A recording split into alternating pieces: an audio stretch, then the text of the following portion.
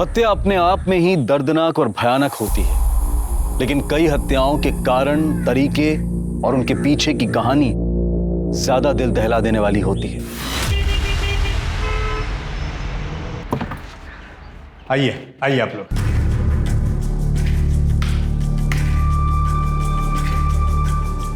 ये घर है, ये इस तरफ किचन है, बाथरूम होता है।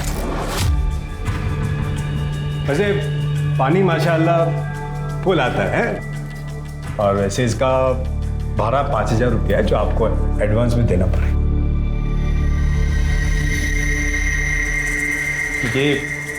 ये कमरा नहीं, वो लॉक ही रहता है। आप लोगों को वहां पर रखा होगा तो 3,000 एक्स्ट्रा भाड़ा लगेगा। नहीं, 8,000 बहुत ज्यादा हो जाएगा। नहीं, वैसे कभी आपको ऐसा यूज करने का जरूरत पड़ गया तो कर सकते हैं, थोड़ा टाइम के लिए। खाली मेरे को एडवांस में बोल देना। हाँ, ये आपका एडवांस। ओके, ठीक है, चलता है मैं, है?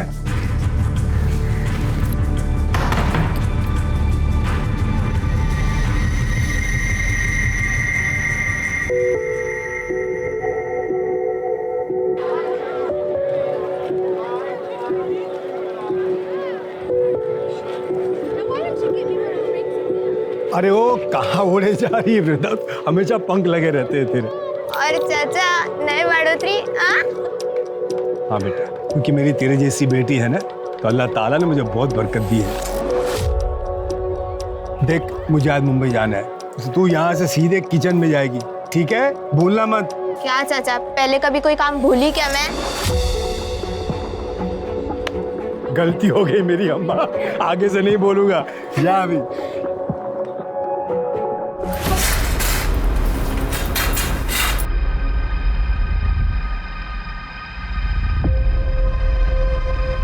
अरे कमला, क्या हुआ? अरे ये लोग इधर नए नए रहने को आए ना, तो मैं सोची जाके पूछ लूं कुछ मदद भी तो नहीं चाहिए। और ये तो आते ही पर्दे और गेट सब बंद कर लिए। अरे समझा करना, नई नई शादी हुई उन दोनों की, तो दरवाजे खिड़की बंद करके बैठेंगे ना अभी।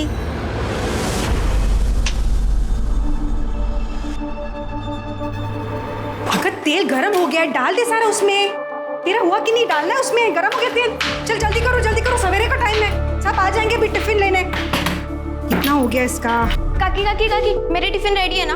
हाँ, पर तो इतना हाफ के रही है, रुक जा थोड़ा सा। नहीं, सांस लेने जाऊंगी तो उनको लेट हो जाएगा। अच्छा ठीक है, ये ले। मैं चली। अच्छा रुक जा। ये देख, मैंने कुछ बनाया है, खा के बता कैसा है। बहुत अच्छा, चलो अब मैं चलती हूँ। अरे ये पूरा तो खा ले। नहीं, पूरा खाने जाऊंगी तो उनको लेट हो जाएगा। नहीं।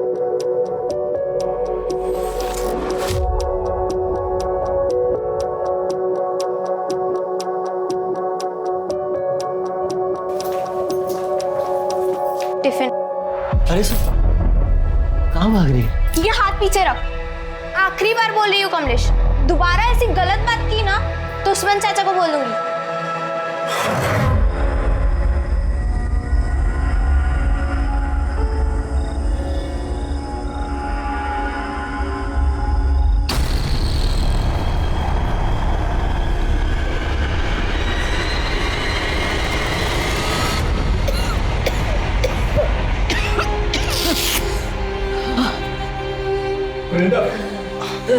शुक्र है अल्लाह का, डॉक्टर साहब पहुंच गए। नहीं बेटा, ऐसे रोते नहीं बेटा। देखो डॉक्टर साहब आ गए ना, वो तुम्हारी आई की टीबी ऐसे चुटकी बजाती ठीक कर देंगे। क्यों डॉक्टर साहब? हाँ, मैंने दवाई तो लिख दी है, जल्दी इनकी तबीयत ठीक हो जाएगी, चिंता मत कीजिए। ये आपकी फीस। जी शुक्रिया। भाभी जी, जब तक आप पूरी तरह ठीक नहीं होती, आप यहीं आराम करिए। वृंदा बच्ची है भाईजान, मैं बिस्तर पे पड़ी रहूंगी तो अकेले नौकरी, घर का सारा काम, खाना वाना सब कैसे करेगी? अरे भाभी जी, मैं किस मर्ज की दवा हूँ? वृंदा बेटा, 2 घंटे बाद आ जाना, राशन व खाना वगैरह ले जाना और दवाई भी दिलवा दूंगा, ठीक है? जी चाचा। भाईजान, आप ना होते तो हमारा क्या होता? पहले आपने वृंदा को नौकरी दे दी ताकि हमारा घर चलता रहे। आपका एहसान कभी नहीं चुका पाऊंगी। बेटा, आई का ख्याल रख, हैं? चलता है।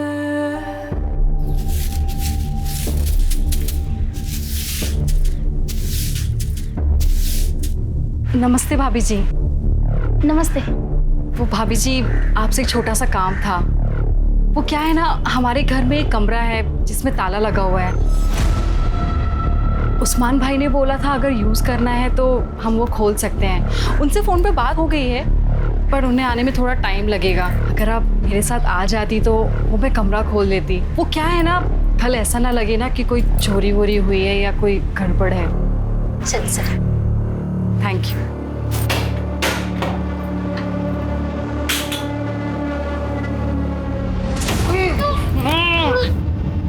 अगो देवा, कितनी बास आते, मुझे लगता है चूहा मर गया।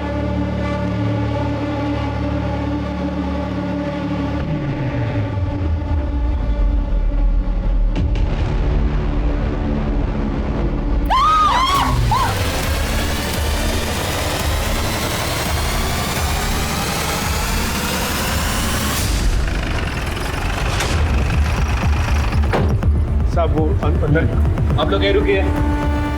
और नमक में डाली गई थी ताकि बदबू कम आए। बॉडी को पोस्टमार्टम के लिए भेज दो।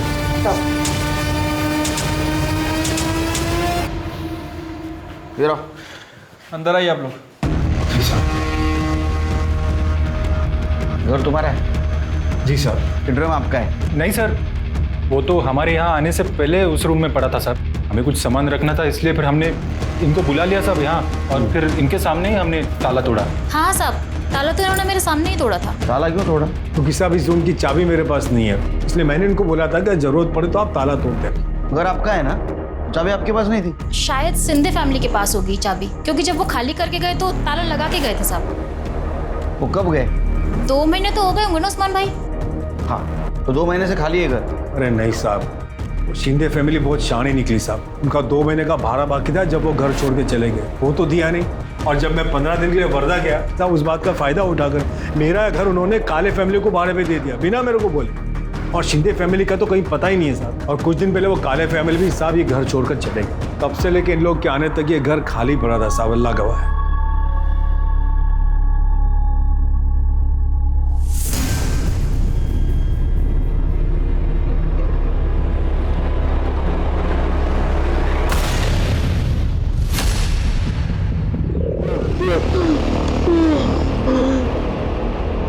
सर, मुझे इस पाटिल फैमिली का बिहेवियर कुछ अजीब लगा।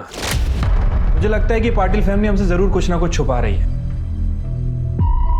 उसे मारता नहीं तो और क्या करता मैं। अनिल कभी विचार केलाय, अगर पता चल गया तो क्या होगा? सर, मुझे तो एक बात समझ में नहीं आ रही, उनको इतनी जल्दी क्या थी? उन्होंने उस्मान का भी इंतजार नहीं किया, पड़ोसन को बुला के गवाह बना के ताला तुड़वा दिया। मैं जानता हूँ पुलिस बेवकूफ नहीं है, 2 और 2 करेगी और सब समझ जाएगी। अगर वो टेम्पो वाला हमें धोखा नहीं देता तो हम बच जाते। सुषमा, अभी हमारे पास बचने का सिर्फ एक ही रास्ता है। इससे पहले कि वो बचने का रास्ता ढूंढे, उनकी सारी डिटेल्स निकलवा। सर,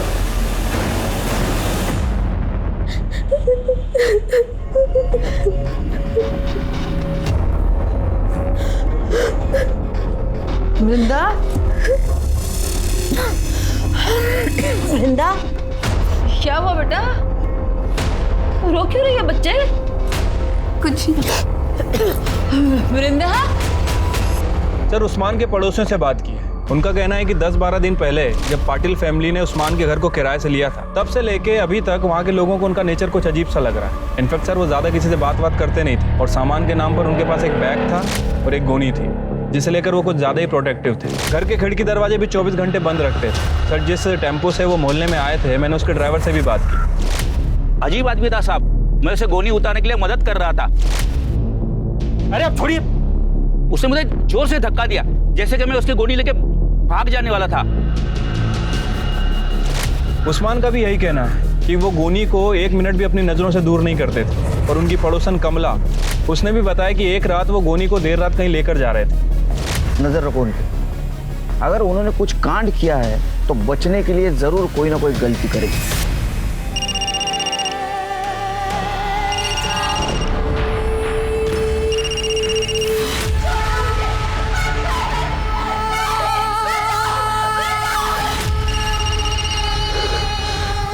वृंदा, वृंदा, वृंदा, देख क्यों नहीं रही किसका फोन है? कब से बजे जा रहा है, उठाना।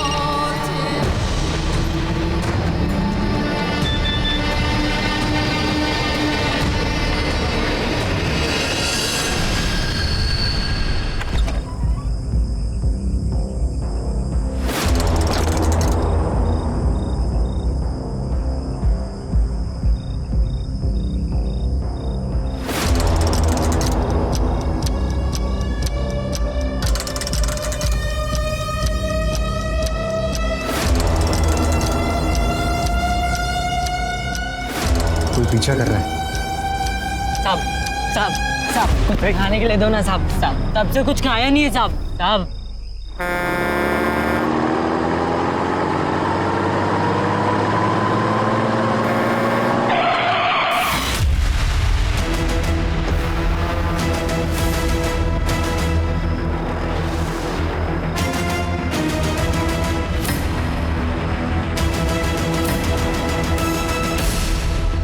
अभी जाओ। Sorry sir. वो शाणे निकले पुलिस को उल्लू बना के। कुछ पता चला सुषमा और अनिल का? हाँ सर, एक सब्जी वाले ने सुबह 7 बजे उन्हें एक ट्रक पे चढ़ते हुए देखा था हाईवे के पास। सर ट्रक का डिस्क्रिप्शन मिल गया है, जल्दी उसके बारे में पता चल जाएगा। सवेरे 7 बजे, अभी 2 बज चुके हैं शिरके, 7 घंटे हो चुके हैं। जो लोग पुलिस को चकमा देके भागे वो हमारी राह देखते वहां रुकेंगे क्या? हम वहां जाएंगे और उनको पकड़ के लाएंगे? वहां का सीसीटीवी फुटेज मंगाओ आणि प्रत्येक टोल नाक्यावर ट्रकचं डिस्क्रिप्शन पाठवा। जाओ। हो सर। जिस घर के अंदर ड्रम में लाश मिली थी उस घर के बाहर एक टूटा हुआ ताला मिला है। पाटिल फैमिली ने कमला के सामने जो ताला तोड़ा था वो लेके आओ। सर।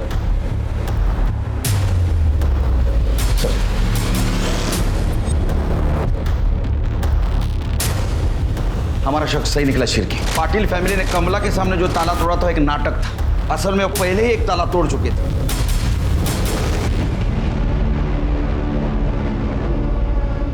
वो अनिल और सुषमा की वजह से केलकर साहब ने क्या क्लास ली मेरी, सुनना पड़ा। गलती तो मेरी थी ना।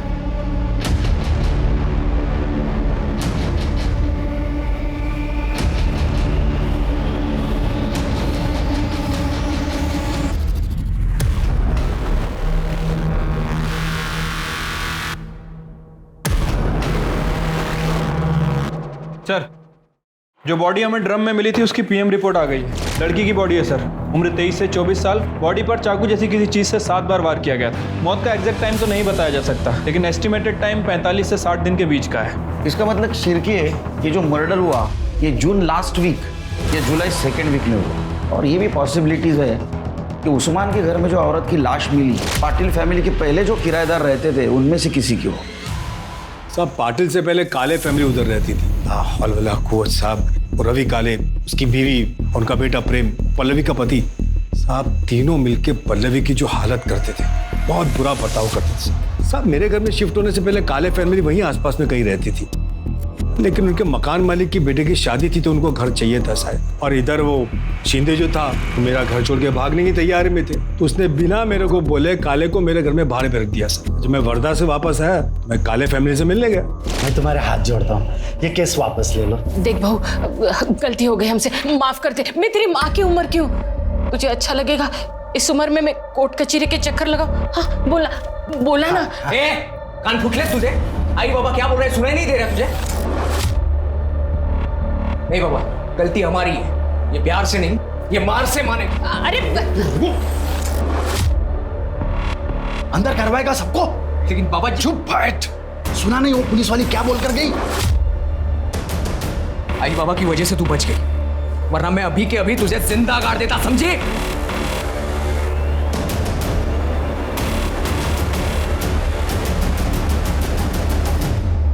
मेरे ख्याल से पल्लवी काले ने फिरार पुलिस स्टेशन में कंप्लेंट भी लिखवाई थी उनके खिलाफ। हाँ सर, पल्लवी ने 2 महीने पहले कंप्लेंट लिखवाई थी। मैडम मुझे बचा लो मैडम। वो लोग मुझे मार देंगे। मुझे बचा लो मैडम, मुझे बचा लो। वो लोग मुझे मार देंगे। सेफ हो, घबराओ मत, पानी। अब बताओ क्या हुआ?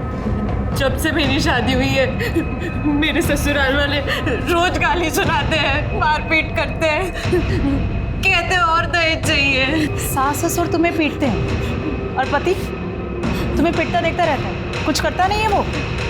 किया ना मैडम। रुक! आज तुझे जिंदा जला दूंगा मैं, छोड़ूंगा नहीं। मैं किसी तरह अपनी जान बचाकर यहाँ तक आ रही हूँ। केरोसिन का बास आ रहा है कपड़ों में से। अगर मैं यहाँ पे नहीं आती तो वो मुझे जिंदा जला देता मैडम। पता नहीं मैडम ये झूठ क्यों बोल रही है, शायद इसे गलतफहमी हो गई है। अरे मैडम, मारना पीटना तो बहुत दूर की बात है, हमने तो कभी इसे हाथ तक नहीं लगाया।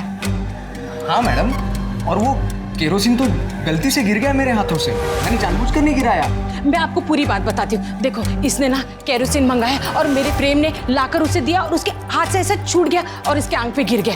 तो इसे ऐसा लग रहा है कि जानबूझ के मेरे बेटे ने उसके पैर केरोसिन डाला है। ऐसा कुछ भी नहीं है। बेटा माफ कर दे और इनको बोल दे केस वापस ले। नहीं, मैं केस वापस नहीं लूंगी। मैडम ये लोग झूठ बोल रहे हैं। ये लोग ने जानबूझ के मुझे जिंदा जलाने की कोशिश की है। अरे कोशिश की होती तो अब यहाँ खड़ी होती क्या तू? करना वो सदमे में है बेटा। नाटक बंद करो अपना। अगर आज के बाद पल्लवी को हाथ भी लगाया ना तो तीनों की गलतफहमी दूर कर दूंगी मैं। तुम्हारा दहेज का लालच और तुम्हारी मर्दानगी ऐसे सदमे में आएगी ना कि तीनों जन जेल से जिंदगी भर बाहर नहीं आ पाओगे, समझे? पर सर, पल्लवी उस कंप्लेंट पे कार्रवाई करना नहीं चाहती थी, इसलिए हमने काले फैमिली को वार्निंग देके छोड़ दिया। साहब, पल्लवी ने उनके खिलाफ कंप्लेंट की थी, इसलिए वो लोग डर तो गए थे, लेकिन उसके बाद से पल्लवी के लिए उनकी नफरत बहुत बढ़ गई थी साहब। ये काले फैमिली की डिटेल्स दे दो। काले फैमिली की डिटेल मेरे पास नहीं है, शिंदे फैमिली की दे सकता हूँ। शिंदे से आपको काले की मिल जाएगी। सब दोनों की आपस में बहुत पड़ती थी। यार कंफ्यूजन है, काले शिंदे दोनों फैमिली की डिटेल्स दे दो इनको। चिरके, ये पल्लवी के बारे में पूछताछ करो बस्ती में, सारी डिटेल्स चाहिए उसके मुझे।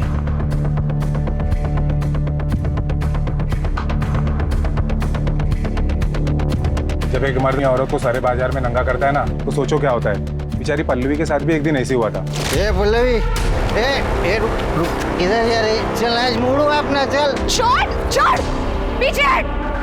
पैसा दे दो, ले ले, चल आज मूड बनाएंगे, चल चल। ये पैसे ना अपनी माँ को जाके देना और उसी के साथ सोना, समझे? छोड़। क्या कह रहे तुम लोग यहाँ पे? छोड़ूंगा नहीं तेरे को, ये थप्पड़ तुझे बहुत महंगा पड़ेगा, याद रखना। हाँ चल निकल चल। नाम क्या बता दोनों का? सर श्याम और विलास। अगर पान वाले की इंफॉर्मेशन सच है तो ये दोनों किसी गटर में दारू पी के पड़े होंगे। उठाओ उनको। ठीक है सर, अभी इन्फॉर्मेशन मिली है, सब्जी वाले ने जिस ट्रक का डिस्क्रिप्शन दिया था वो कोल्हापुर के नाके के पास से निकला। अनिल पाटिल और सुषमा इसमें अभी दिखे हैं। हाईवे पुलिस को इन्फॉर्म करो सर। और नायगांव में उसके पड़ोसियों से पूछताछ करो, उसका कोल्हापुर में कनेक्शन है क्या। चिरके, शिंदे फैमिली का कुछ पता चला? नहीं सर, अभी तक उनका फोन स्विच ऑफ है।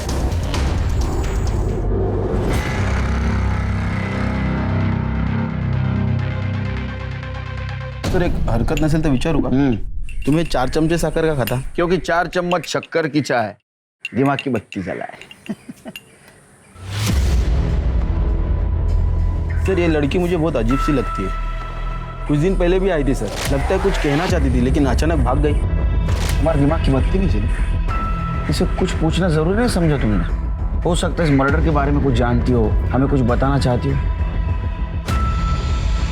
लेके आओ उसे। जी सर।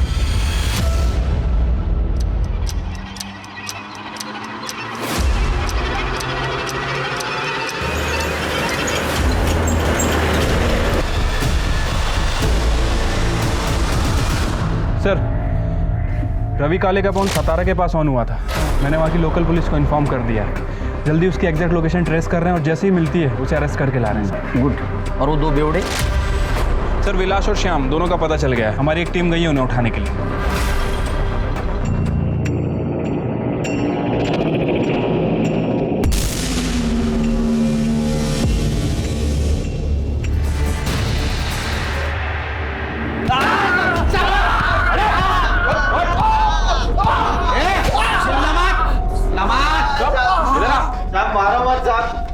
हमने कुछ नहीं किया साहब। साहब मत मारो साहब, हमने कुछ नहीं किया साहब, कसम से। पल्ले के ऊपर नजर थी ना तुम्हारी, उसने भरे मार्केट में थप्पड़ मारी थी तुम लोगों को, हाँ? इसलिए तुमने बदला लिया, उसका मर्डर किया। साहब कसम से बोल रहे हैं अपन साहब, साहब अपन नहीं मारा उसको साहब। हमने नहीं मारा उसको साहब, कसम से नहीं मारा। हाँ साहब, 2 महीने पहले ना उसको आधी रात को किधर तो बाहर जाते हुए देखा था साहब, वो बैग भी लेके जा रही थी।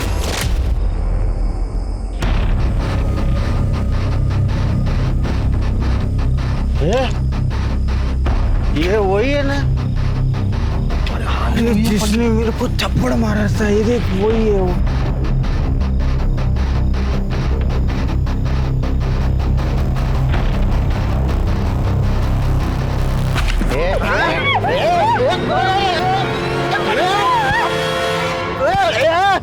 काय को मारे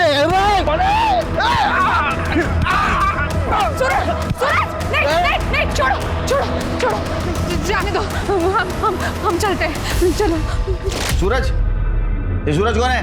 वो साहब वो भाजी वाला है साहब, वो अपने बस्ती में वो भाजी बेचता था साहब। अपने को बाद में मालूम पड़ा कि उसका और पल्लवी का लफड़ा है करके। मेरे को तो लगता है पल्लवी उसके साथ ही भाग गई होगी साहब, क्योंकि वो सूरज भी गायब है तभी से साहब। क्या डेट क्या थी? साहब तब इतना मालूम है कि वो जून महीने का आखिर था या तो फिर जुलाई का शुरू में था। फिर क्या? ये सूरज का नाम लेके हमको गुमराह करने की कोशिश कर। इन दोनों ने पल्लवी के साथ रेप किया, बाद में उसका मर्डर किया। दारू उतरेगी ना, सब बोलोगे तुम। करने नींबू पानी पादर का आता नहीं पाजा। शिरके, अगर सच में उस दिन पल्लवी सूरज के साथ बाहर गई थी तो ये बॉडी पल्लवी की नहीं किसी और की हो सकता है। आप सही कह रहे हैं सर, हो सकता है ये बॉडी मिताली की हो। मिताली कौन? सर केशव शिंदे की बहू, जो कि काले फैमिली से पहले उस घर में रहती। सर सुरिंदा भोयर नाम की एक औरत है जो कि बस्ती में कम्युनिटी किचन चलाती है और उसका मालिक उस्मान। उसने बताया कि पल्लवी और मिताली एक दूसरे को बहुत अच्छे से जानते हैं और उसने ये बताया कि मिताली अनाथ थी, वो बेवड़े प्रशांत से शादी कर ली उसने प्यार में करके। झाड़ू कटका करके उसके सारे घर वालों का पेट पालती थी वो, लेकिन उसके ससुराल वाले बहुत ही परेशान करते थे उसको। ये क्या लड़ रही है? अरुला, चल निकल। ये इधर बस्ती के पास ही एक बैचलर लड़का है, उसके घर पे झाड़ू कटका करती थी। उसका नाम था कुछ मिलिन वैद। बहुत ही कमीना लड़का था वो। घर का काम करके उसको 15,000 मिल जाता था और उतना चल जाता था उसको। फिर एक दिन उस मिलिन ने उसके ऊपर जबरदस्ती किया।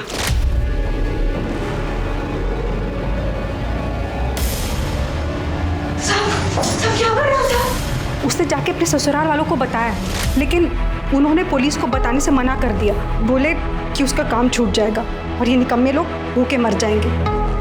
ये बात जब मिलिन को पता चली, उसमें तो और हिम्मत आ गई। अगले ही दिन उसने और 3 दोस्तों को बुलाया और उसके साथ गलत काम किया। गलत काम करने के बाद उन तीनों ने उसको अलग अलग पैसा दिया। फिर मिताली ने भी सोचा कि कहाँ खाली फुकट ये झाड़ू कटका करने का, तो उसने धंधा करना शुरू कर दिया। घर वालों को बोलती थी घर का काम करने जा रही है, लेकिन धंधा करती थी। फिर एक दिन उसको अपने ही ग्राहक आकाश से प्यार हो गया। उसने पल्लवी को भी बोला कि इस काम में लग जाए, लेकिन पल्लवी भड़क गई। खबरदार जैसी घटिया बात मेरे को दोबारा बोली है तो, और तू भी ये घटिया काम छोड़ दे, वरना तेरे ससुराल वालों को जाके बोल दूंगी और फिर तुझे घर जाके मुंह खोलेगी ना तो काट दूंगी तुझे। फिर पता नहीं पल्लवी ने बोला या किसी और ने बोला, लेकिन उसके घर वालों को पता चल गया कि मिताली काम नहीं करती, धंधा करने जाती है।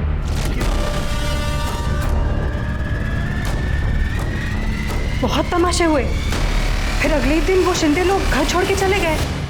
मिताली थी उस दिन साथ में? वो मालूम नहीं मैडम, लेकिन उनको जाते हुए बस्ती में से किसी ने भी नहीं देखा।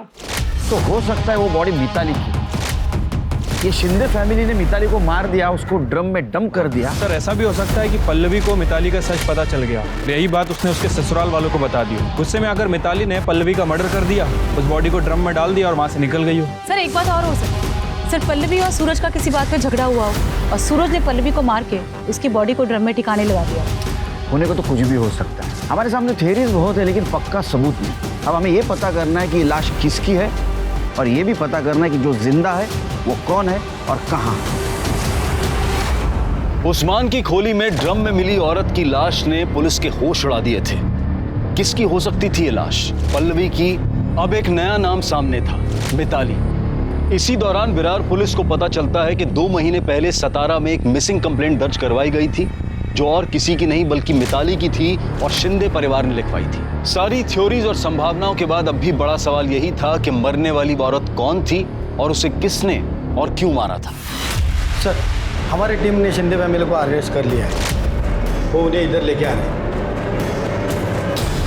साहब, हम 14 जून के रात को विरार से निकले थे सातारा के लिए टेम्पो से, लेकिन रात को मिताली कब टेम्पो से भागी हमें पता नहीं चला। जब हम सातारा पहुंचे ना, तभी हमको पता चला कि वो हमारे साथ नहीं है। तभी हम लोग ने उसकी मिसिंग कंप्लेंट वहाँ लिखवाई थी। साहब, आकाश के बारे में पता था? हाँ साहब, वो उधर ही हमारी बस्ती में रहता था, हमें लगा वो उसके पास गई होगी। उस्मान चाचा के उस रूम को ताला लगा क्यों भाग गए थे तुम?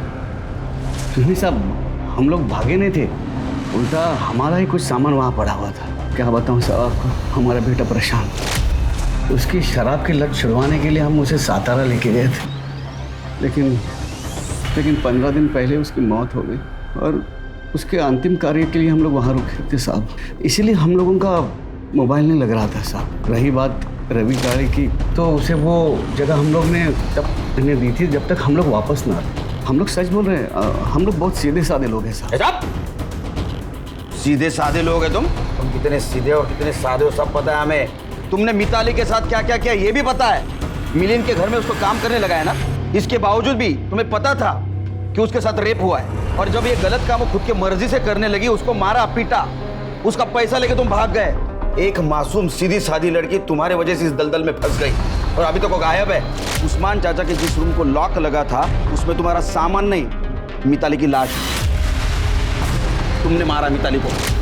नहीं साहब, हम लोग ने नहीं मारा साहब उसे। हम सच बोल रहे हैं, हम लोगों ने नहीं मारा उसे। ये ऐसा नहीं सुधरेंगे, बहुत मोटी चमड़ी वाले।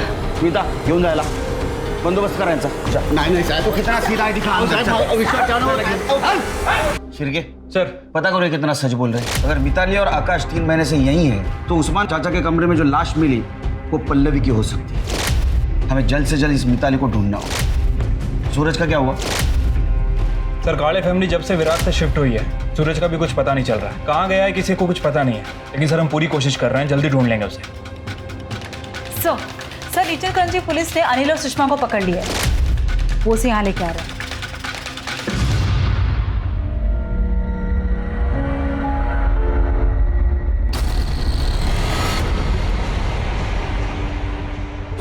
मैं और सुषमा पालघर में रहते हैं। हाँ? पालघर में मैं और सुषमा पड़ोस में रहते। हाँ। सुषमा की शादी सर वो अजीत जयकर नाम के गुंडे से हुई थी। हम दोनों एक दूसरे से बहुत प्यार करते थे, इसीलिए हमें डर भी लगा रहता था कि ये बात अगर इसके पति को पता चल गई तो वो क्या कर देगा सर। इसलिए फिर हम दोनों ने सर कोल्हापुर भाग जाने का फैसला किया। 3 अगस्त की रात को सर ये अपने सास के सारे जेवर लेके मेरे पास आई और फिर हम लोग कोल्हापुर जाने के लिए टेम्पो ढूंढने के लिए मंडी में गए। भाऊ, कोल्हापुर के लिए टेम्पो तो अभी 15 मिनट पहले ही निकला और अब अगला मिलना मुश्किल है। ये किसका टेम्पो है? मेरा है। ये कहाँ जा रहा है? विरार। रोज रात को कहाँ जाते थे? कोल्हापुर जाना था ना सर, वो टेम्पो ढूंढने जाते थे हम। एक रात जब अनिल टेम्पो ढूंढने गए और मैं घर में अकेली थी तो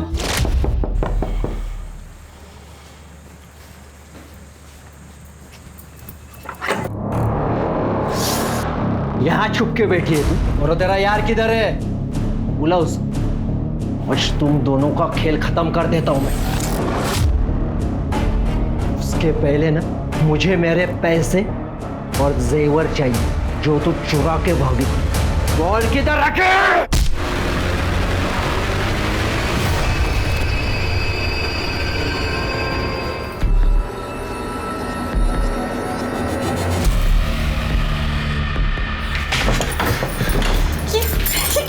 यहाँ पे अरे इसे ठिकाना लगाना पड़ेगा ना, नहीं तो पकड़े जाएंगे हम। हाँ? कि ये इसे अभी के लिए यहाँ छुपा देते हैं, फिर फेंक देंगे कहीं।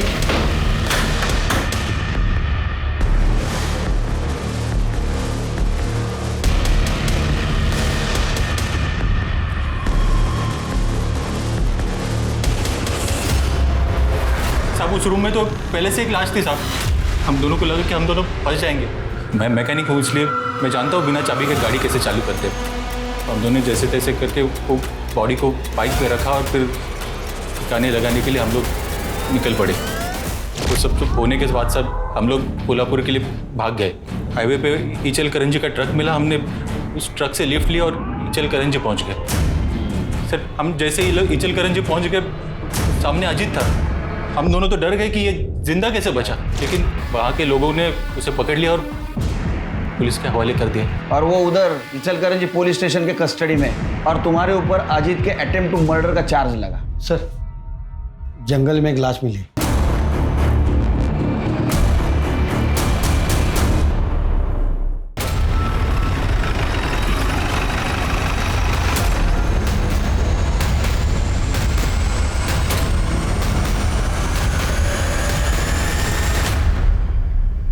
सर बॉडी बुरी तरह सड़ गई है। कुछ मिला? ये वॉलेट मिला है, उसमें आईडी कार्ड है।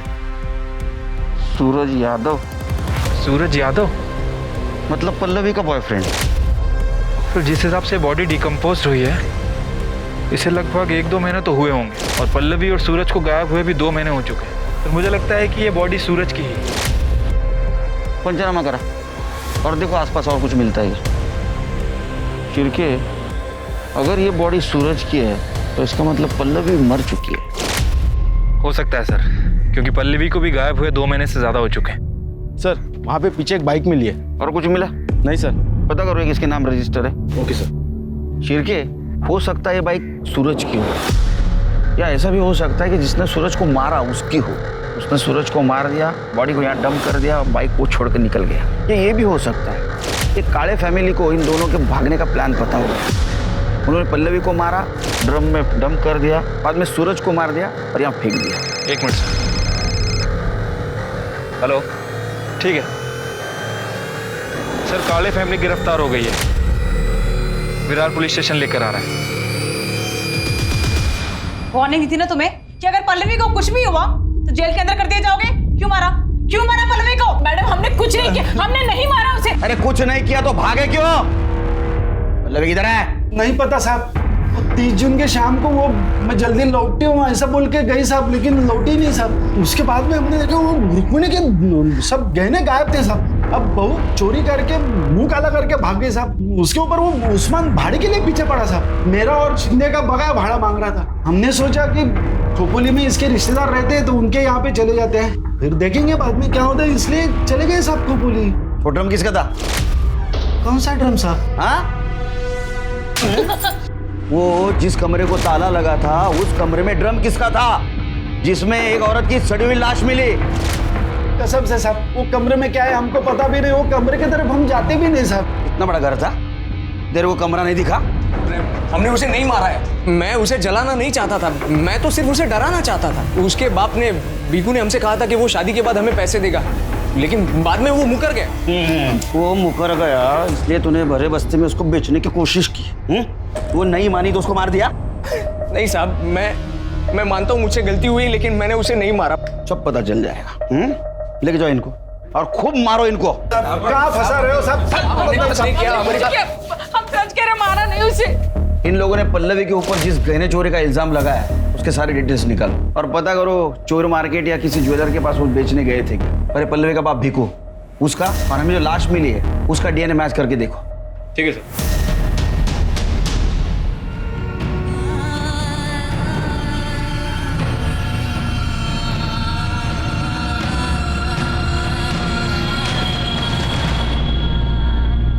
काफी कोशिशों और मेहनत के बाद आखिरकार विरार पुलिस को लगने लगा कि वो सही दिशा में आगे बढ़ रहे हैं। पल्लवी के पिता भीकू का डीएनए ड्रम में मिली लाश के डीएनए से मैच कर गया, जिसका अर्थ ये हुआ कि ड्रम में मिली लाश पल्लवी की थी। और साथ ही ये भी साबित हुआ था कि मौका वारदात पर मिली मोटरसाइकिल सूरज की थी। पल्लवी और सूरज का मर्डर हुआ था, ये प्रूव हो चुका था।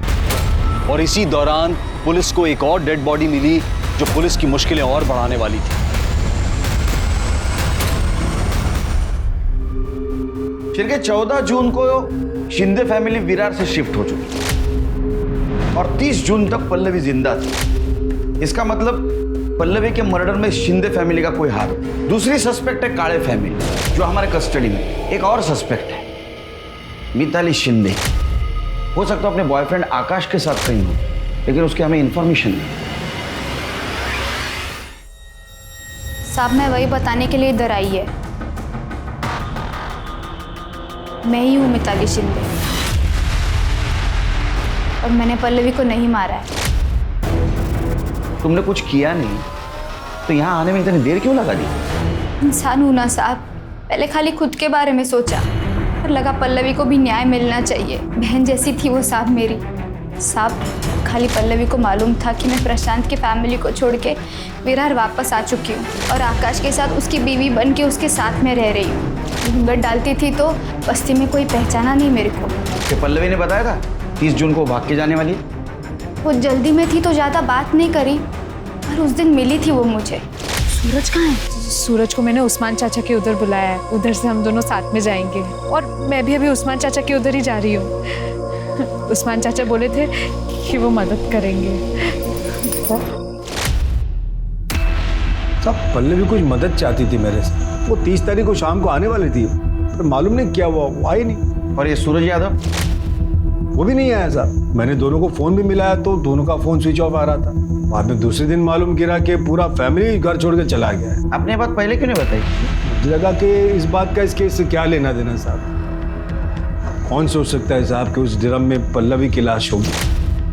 मुझे लगा वो सूरज के साथ हंसी खुशी जिंदगी बिता रही होगी, लेकिन साहब वृंदा के साथ जो हुआ बहुत गलत हुआ। वृंदा मेरी बच्ची जैसी थी।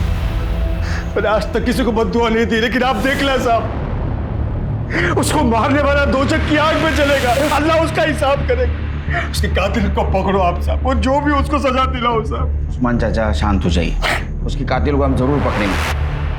आपको किसी पे शक कौन कर सकता है सर? साहब इस बस्ती में कमलेश बोल के एक टेलर है, वो रोज उसको सताता था और गलत नजर से देखता था।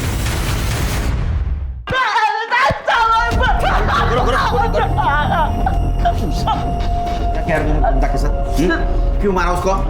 साहब मैं सच बता रहा हूँ, मैंने कुछ नहीं किया साहब। फिर झूठ बता, झूठ बता। फिर सब सोना चाहता था ना मैं उसके साथ, पर सब मैंने उसको हाथ भी नहीं लगाया। कसम सर मैंने कुछ नहीं किया सर। कुछ नहीं किया? कर ले इसको, तब तक तोड़ो जब तक इस सच ने बोले। नहीं साहब, मारो उसको। नहीं साहब मैंने कुछ नहीं साहब। सर सुनंदा ने बताया कि 20 अगस्त को वृंदा काम पर आई थी। सर दोपहर को वो खाली टिफिन के साथ आई, फिर दोनों एक साथ ऑटो से घर को निकले। उसके बाद उसने बताया कि वृंदा ने अपने पुलिस स्टेशन के बाहर ऑटो रुकवाया और बोली कि उसे कुछ काम है। उसके बाद से सुनंदा ने वृंदा को देखा भी नहीं। मतलब वृंदा 2 बार हमारे पास आई थी, वो हमें कुछ बताना चाहती थी। मैडम वृंदा की पीएम रिपोर्ट। सर वृंदा की मौत 20 अगस्त को 2 से 4 के बीच में हुई और सर बॉडी में 3 बार चाकू से वार किए गए। सर उसकी बॉडी पे नाखूनों के निशान भी मिले। सब मर्डर से पहले उसका रेप हुआ। कहीं वो अपने बारे में तो बताना नहीं चाहती थी। तुमसे बहुत बड़ी गलती हो गई तृप्ति, बहुत बड़ी गलती। सर काले फैमिली के घर से जो ज्वेलरी चोरी हुई थी उनका पता चल गया सर। सर आप गैस भी नहीं कर सकती कि ज्वेलरी चोर बाजार में किसने बेची थी। शिर के मैं रिलैक्स मूड में नहीं हूं। साफ साफ बता।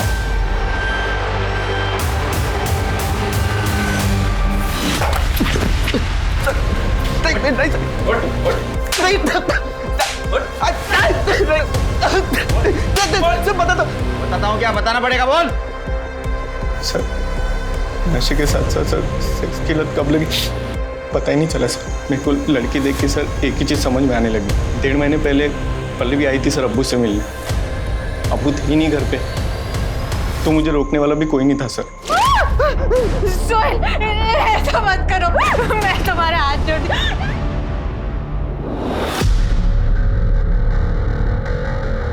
मैंने जो कुछ किया अपनी औलाद को बचाने के लिए किया। ये तेरे फालतू बेटे को बचाने के लिए तूने मासूम लोगों की जान ली। तेरे को तब समझ में नहीं आया वो भी किसी की औलाद है। मुझे मालूम था कि काले फैमिली मेरा घर छोड़ के भाग चुकी। उसके बाद सूरज की लाश को भी मैंने उसी सूटकेस में डाला और जंगल में जाके फेंक दिया और उसकी मोटरसाइकिल को भी वहीं ठिकाने लगा दी। वृंदा को क्यों मारा? मारना पड़ा साहब। क्यों? इसकी वजह से मुझे मालूम था इसको नशे के साथ साथ औरत की भी लत लग गई है, इसलिए मैं रोज खुद इसको घर पे धंधे वाली औरत बुला के देता था लेकिन उस दिन मैं भूल गया। गलती से मैंने वृंदा को घर बुला लिया राशन और दवाई के पैसे लेने के लिए, लेकिन मैं घर लेट पहुंचा और ये घर पे अकेला था। उस्मान चाचा, उस्मान चाचा, अरे मेरे को बुला के कहाँ चले गए? ये सब तेरे को पता था, फिर भी तू चुप बैठा ना। वृंदा मेरे को बताई थी साहब, मुझे सुहेल पे बहुत गुस्सा था, लेकिन वृंदा पुलिस में जाएगी ये सोच के मैं डर गया था। इसलिए मैंने उसको वो वीडियो बताया जो सुहेल ने बनाया था उसका, और बोला कि अगर तू पुलिस में जाएगी तो मैं तेरे को बदनाम कर दूंगा। सुहेल को वृंदा पसंद आ गई थी, वो जब मन करता उसको मैसेज करके बुला लेता, उसके साथ जबरदस्ती करता था, और तब वृंदा का भी गुस्सा बढ़ते जा रहा था। मैंने वृंदा को पुलिस स्टेशन के बाहर देखा और मैं डर गया। मैं उसके पास गया और मैंने बोला उसको, वृंदा बेटा बेटा तेरी आई की तबीयत बहुत खराब है, तू यहाँ क्या कर रही है? क्या क्या हुआ? डॉक्टर ने उन्हें हॉस्पिटल में एडमिट करने को बोला है, तू चल मेरे साथ, मैं तुझे ले चल। फिर मैं उसको एक सुनसान जगह पे ले गया। और क्या हुआ उस्मान चाचा? बेटा तुझसे एक बात करनी है। जी कहिए ना। समाज कार्य करता है ना तू। ये झूठी समाज सेवा करने के बजाय तुम्हारे फालतू लड़के को सुधारते ना तो बहुत समाज सेवा होती। कुछ समझा रहा हूं मैं। सिरके लेके चलो इन दोनों को। चल रहे। आज का एक ये सबक है उन सभी माता पिताओं के लिए जो अपने बच्चों की गलतियां छुपाते हैं, उन पर पर्दा डालते हैं और उन्हें ही नहीं खुद को भी अपराधी बना लेते हैं। देखते हैं हमारे आज के एपिसोड की दूसरी कहानी। अम्मा, पापा के कहने पे हम आपसे दूर रहे, लेकिन अब हमसे जबरदस्ती नहीं बर्दाश्त हो पाएगी। बेटा तुम्हारे पापा हमारी सुनते कहाँ हैं? हमारा बस चलता तो हम तुमको दूर जाने ही नहीं देते। पापा पापा हाँ बेटा। पापा गुड़िया दीदी को नहीं जाना है, आप मान जाओ ना। तुम दोनों मिलकर का पट्टी पढ़ा रहे हो प्रतिमा को? अरे हम लोग का पट्टी पढ़ाएंगे? गुड़िया का भाई है, इसको भी तो अपना बहन का दुख तकलीफ दिखाई देता है। अरे हम कोई जल्लाद थोड़ी ना है, वहां रह के गुड़िया को कम से कम भरपेट खाना तो मिलता है। तुम चेहरा देखो ही का, देखो ना कैसे चमक रहा है। और वैसे भी गरीबी हम सबका नक्शा बिगाड़ दिए है। ये ले बेटा, रख ना, रास्ते के लिए है। और सुन, अगर तुम नहीं जाती तो क्या तेरा भाई कभी स्कूल जा सकता था? हाँ बेटा, तेरी बदौलत ही तो हम भूखमरी से लड़ पाए हैं। सच बोल रहे हैं। मोह ममता से पेट नहीं भरते हैं। दीदी अब मत जाओ ना। बेटा ये अगले महीने दोबारा आएगी, है ना? अभी जाने दे। चल बेटा, प्रतिभा को संभालो, बेकार में बस निकल जाएगी। चल।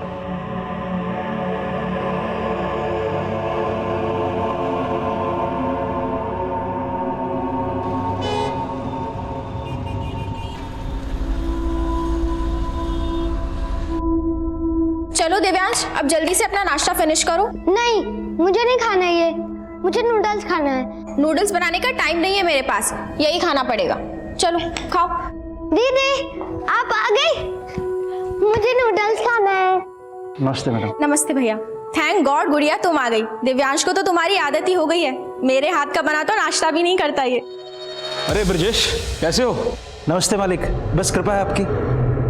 ब्रजेश भैया, गुड़िया के बिना तो हमारा घर ही अधूरा है। गुड़िया ने भी हमको बताया कि कैसे एक माँ के जैसा ख्याल रखती हैं आप इसका। नीता, मैं जा रहा हूँ, नाश्ता करवा के भेजना। नहीं साहब, हमारी बस का टाइम हो रहा है, बस हमारा काम हो जाता तो। ओह हाँ, पकड़ो।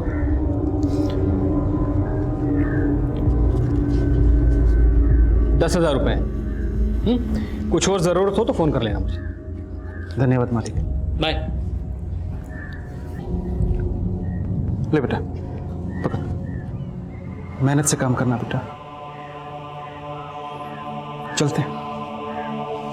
नमस्ते। नमस्ते। हैप्पी। गुड़िया जैसे बच्चे हम रोजाना अपने आसपास देखते हैं।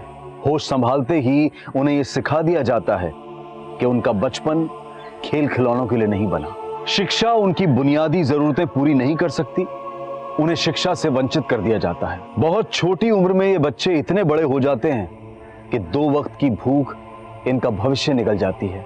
लेकिन गुड़िया अब अपनी उम्र के उस पड़ाव पर थी जहां बच्चे खुद अपना भविष्य बदलने की ठान लेते हैं। हम गुड़िया, हम कुछ रोज पहले ही 18 साल के हुए। अब हम बालिग हैं। हम वोट भी डाल सकते हैं और अपना जीवन साथी भी खुद ही चुन सकते हैं। हम एक लड़के से प्यार करते हैं, पर हमारे पापा जबरदस्ती हमारा शादी एक अपंग आदमी से कर रहे हैं। हमारे साथ नाइंसाफी हो रही है। हमको कुछ हो गया तो हम मरना नहीं चाहते। हमको अपना भाई और माँ के लिए जीना है।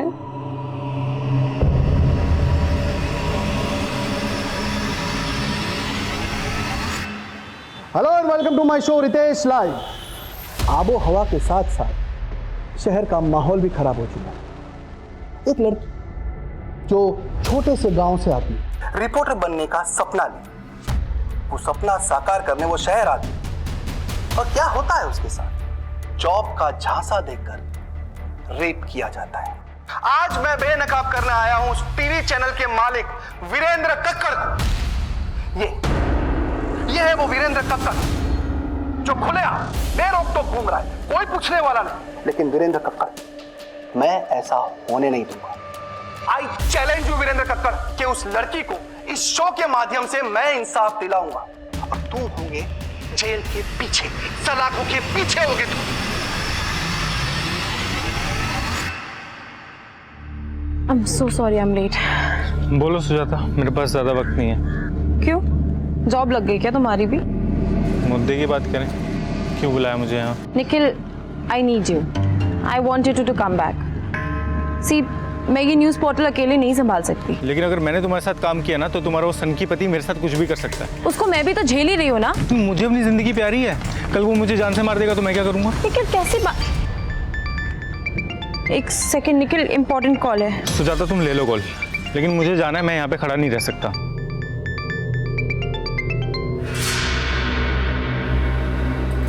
कैसी हो सुजाता? आपने मेरा हाल चाल पूछने के लिए तो कॉल नहीं किया होगा ना वीरेंद्र सर? ये एटीट्यूड इसलिए तो नहीं कि तुम्हें रितेश की बीवी होने का गुरूर हो गया?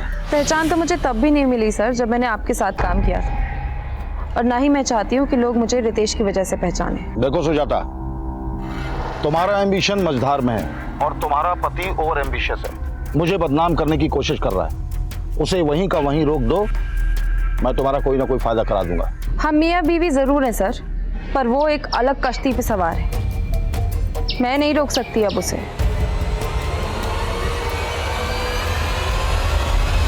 सर, आज की शो की टीआरपी सारे रिकॉर्ड्स तोड़ देगी। You are rocking sir.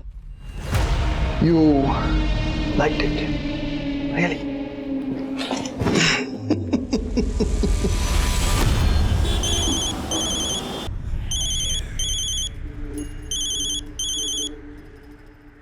हाँ ब्रजेश बोल। मालिक, गुड़िया कहाँ है? तुम्हारे पास ही तो भेजा उसे। क्या मजाक कर रहे हैं मालिक? सुबह से बस अड्डे पर खड़ा हूँ। लखनऊ से आने वाली 4 बसें गुजर चुकी हैं। अरे तुमने ही तो कहा था उसे बस में बिठा दूं, तो बिठा दिया। अब मेरा दिमाग क्यों खराब कर रहे हो? अम्मा, गुड़िया दीदी ने कहा था इस बार वो आएंगी तो मुझे साइकिल दिलवाएंगी। अरे पहले उसको घर तो आ जाने दो। शोभा, शोभा, गुड़िया आई क्या? अरे ये क्या कर रहे हैं आप? आप ही तो गए थे उसको बस अड्डे से लाने।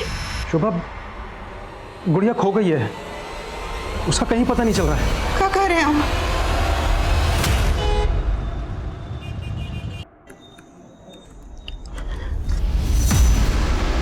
कहाँ थे तुम? मैं कब से तुम्हें फोन कर रही हूँ, तुम मेरा फोन क्यों नहीं उठाते हो? कितनी बार मैंने तुमसे कहा है कि टिपिकल बीवियों वाली बातें मुझसे मत किया करो।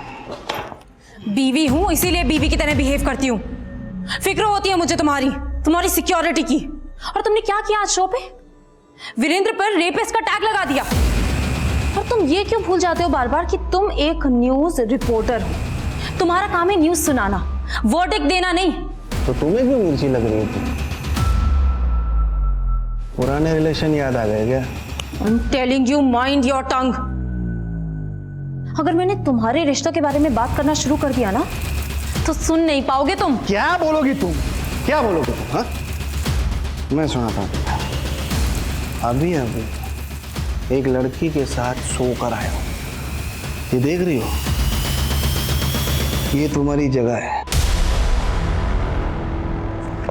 चलो हटो हटो।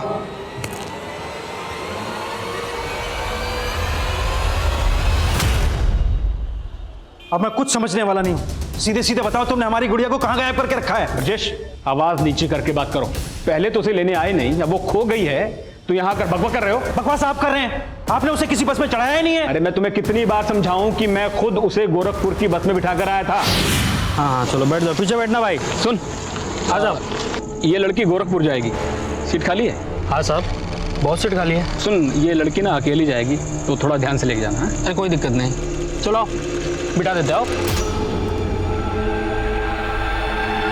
तुम्हारा फोन आने के बाद मैं खुद जाके उस बस के कंडक्टर से मिला। उस कंडक्टर ने मुझे बताया कि उसने गुड़िया को गोरखपुर बस स्टैंड उतार दिया था। अब तुम यहाँ खड़े होकर ड्रामा मत करो। तुम्हें तो छोड़ूंगा नहीं, बता रहा हूँ। मेरा कॉलर पकड़ता है, तुझे तो मैं अंदर कराऊंगा। अंदर तो मैं तुम्हें करवाऊंगा। जा रहा हूँ मैं भी पुलिस के पास, समझे? जाना तो अब ये क्या मुसीबत आ गई अचानक से? अरे ये गुड़िया के लालची बाप की कोई चाल है, हमसे पैसे ऐंठना चाह रहा है ये। Hello and welcome to my show Ritesh live. एक आरोपी, एक रेप का आरोपी मुझे धमकी दे रहा है। वीरेंद्र कक्कड़ के हायर किए हुए लोग इंडिया के बाहर से मुझे धमकी भरे कॉल कर रहे हैं। अब मेरी ही नहीं, मेरी वाइफ की जान भी खतरे में। अब मैं आपको सुनाता हूं वो इंटरनेशनल कॉल्स की रिकॉर्डिंग। ध्यान से सुन। ये वीरेंद्र कक्कड़ की बैंड बजाना छोड़ दे, वरना अच्छा नहीं होगा तेरे साथ। क्या कर लोगे तुम? वो तुझे जल्दी पता चल जाएगा। सुना आप लोगों ने? ये है उस वीरेंद्र कक्कड़ की सच्चाई। हेलो, ये तुम्हारा पति टीआरपी के लिए कुछ भी कर सकता है ना? वाकई में इंटरनेशनल कॉल्स आई थी उसको? आई डोंट नो, इसलिए फोन किया था। नहीं, एक्चुअली मैंने तुम्हारे प्रपोजल के बारे में थोड़ा सोचा। क्या हम लोग मिल सकते हैं?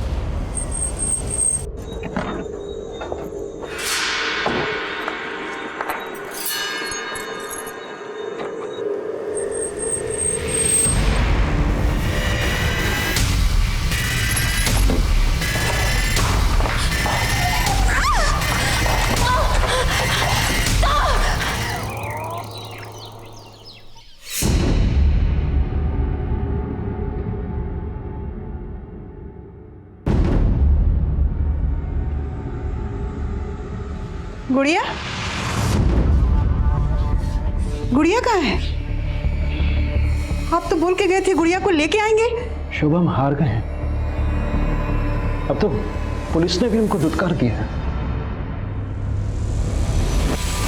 भले ही हम ज्यादा मजदूरी कर लेंगे, बाकी हम अपना बेटी को अपना आंख से दूर नहीं भेजेंगे। हमारी भी आंखों का तारा है गुड़िया, लेकिन हम ममता के मुंह में अंधे नहीं हुए हैं। 10,000 रुपये महीना मिलेंगे इसे। कभी इतने सारे पैसे देखी हो एक साथ? हम तो ममता में अंधे थे, पर आप लालच में अंधे थे। अगर हमको हमारी गुड़िया नहीं मिली ना, तो हम आपको कभी माफ नहीं करेंगे, कभी माफ नहीं करेंगे, कह देते हैं।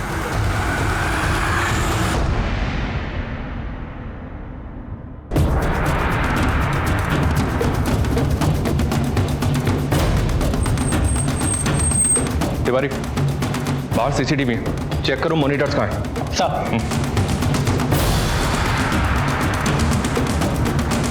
जैन सर, विक्टिम का नाम सुजाता शर्मा है sir. News anchor Ritesh Sharma की वाइफ है। ये भी जर्नलिस्ट है सर। सुजाता का पति रितेश कहाँ है? रितेश को इन्फॉर्म किया है, पहुंचने वाला होगा। सर, घर से सीसीटीवी के डीवीआर गायब है। व्हाट? मतलब ये एक प्लान मर्डर है, इसलिए कत्ल करने के बाद कातिल डीवीआर अपने साथ ले गए।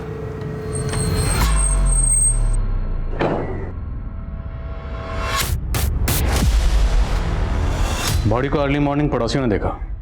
कत्ल शायद रात में हुआ। रात को आप कहाँ थे? देखिए sir, I am a busy man. थक गया था तो रात को स्टूडियो में ही सो गया। और वैसे भी सुजाता 2 दिनों से लखनऊ में थी ही नहीं। सुजाता अगर 2 दिन से लखनऊ में नहीं थी तो कहाँ थी? अमन को माँ के पास छोड़ दिया। काम के लिए जा रही हूँ, 2 दिन लग जाएंगे। मुझे नहीं पता वो कहाँ गई थी। अब देश दुनिया की खबर रखते हैं, लेकिन आपकी खुद की बीवी कहाँ है 2 दिन से, वो आपको पता ही नहीं? देखिए सर, वो अपने सीक्रेट्स मुझसे शेयर नहीं करती थी। कैसे secret? I don't know sir. वो एक जर्नलिस्ट थी और अपना नया न्यूज़ पोर्टल लॉन्च करने वाली थी। शायद ये बात वो मुझसे छुपाना चाहती, एज इफ आई केयर। ये बात जानने में मुझे कोई इंटरेस्ट नहीं था। आपकी बीवी का कत्ल हुआ है, कत्ल किसने किया, क्यों किया, ये जानने में तो इंटरेस्ट होगा आपको। देखिए, घुमा फिरा के बात मत करिए। तो सीधा सवाल पूछेंगे आप मुझसे? जानते ना मुझे कौन हूं मैं? वीरेंद्र कक्कड़ ने धमकी दी है मुझे। तो आपको लगता है आपकी बीवी सुजाता को वीरेंद्र कक्कड़ ने मरवाया? हिंदी में बोला था मैंने, शायद आपको समझ में नहीं आया। सर, सुजाता को फोन ऑन हुआ, उसने लास्ट कॉल किसी निखिल को किया था रात को 10 बजे। निखिल? जी सर। निखिल कौन? निखिल सुजाता के लिए उसके नए न्यूज़ पोर्टल में काम करता था। इनफैक्ट निखिल और सुजाता वीरेंद्र कक्कड़ के न्यूज़ चैनल में काम कर चुके हैं पहले भी। Sir, I think Virendra Kakkar Nikhil को भी यूज़ कर सकता है। जर्नलिस्ट सुजाता मर्डर केस एक हाई प्रोफाइल केस था जो तुरंत खबरों में छा गया। पुलिस डिपार्टमेंट से एक्स्ट्रा प्रेशर था और सुजाता का कत्ल इतनी सफाई से किया गया था कि पुलिस को क्राइम सीन से कातिलों का कोई भी सुराग नहीं मिला था। ये रितेश मुझे बदनाम करने के लिए अपने शो में कुछ भी बक रहा है। ये इंटरनेशनल कॉल्स, ये धमकियां, सब ढकोसला है उसका। तो रितेश की इन हरकतों से तकलीफ तो होती होगी आपको, लेकिन मैं उसकी बीवी का मर्डर क्यों करवाऊंगा? और अगर मैं रितेश के तरीके से बात करूं तो ये भी कह सकता हूं कि रितेश ने खुद उसकी बीवी का मर्डर किया है और मुझे बदनाम करने के लिए मुझे घसीट रहा है। लेकिन बिना सबूत के क्यों कहूं मैं ऐसा? पर आप सुजाता को कॉल तो कर रहे थे और उसके जरिए रितेश को खामोश करवाना चाहते थे। हो सकता है सुजाता को मरवाने का मोटिव भी हो आपके पास। अगर आपको ऐसा लगता है तो ढूंढ लीजिए मेरे खिलाफ कोई सबूत। सर, मैंने और सुजाता ने वीरेंद्र सर का चैनल बहुत पहले ही छोड़ दिया था। मैं तो वीरेंद्र सर के टच में भी नहीं हूँ। लेकिन सुजाता के मर्डर से पहले तुमने उसे कॉल किया था, क्या बात हुई थी? सर, सुजाता अपना न्यूज़ पोर्टल लॉन्च करना चाहती थी। वो चाहती थी कि मैं उसके लिए काम करूं। लेकिन तुम तो उसी के साथ काम करते थे ना? नहीं सर, मैंने 1 महीना पहले उसके साथ काम करना छोड़ दिया था। क्यों? क्योंकि सर उसके न्यूज़ पोर्टल में मुझे अपने लिए कोई फ्यूचर नजर नहीं आ रहा था। 3 दिन पहले ही तो आई थी वो यहाँ अमन को मेरे पास छोड़ने के लिए। और सुजाता गई कहाँ थी? कुछ तो बताया होगा उसने। माँ, आप 2 दिन अमन को संभालोगे प्लीज? मुझे ना एक बहुत जरूरी काम से बाहर जाना है। पर बेटा, रितेश को यहाँ धमकियाँ मिल रही हैं और तुम शहर छोड़ के बाहर जाना चाहती हो? कहीं कुछ? माँ, कुछ नहीं है, आप परेशान मत हो। ये सब ना उसकी शो की कहानियां है। लेकिन तू जा कहाँ रही है? इलाहाबाद। इलाहाबाद में कहाँ गई थी? पता नहीं, बताया नहीं उसने। सुजाता इलाहाबाद गई, लेकिन इस बारे में उसने अपने पति रितेश को कुछ नहीं बताया। तो क्या वो रितेश से कुछ छुपा रही थी? मेरी बेटी की जिंदगी में रितेश से छुपाने के लिए कुछ भी नहीं था। तो क्या रितेश की जिंदगी में कुछ ऐसा है जो वो छुपा रहा है? रितेश की जिंदगी में बहुत कुछ छुपाने के लिए है, लेकिन एक पत्नी के आगे पति के राज छुपते नहीं। किस तरह के राज की बात कर रही हैं? ये देख रही हो, ये तुम्हारी जगह है। Are you okay? Of course. क्या हुआ?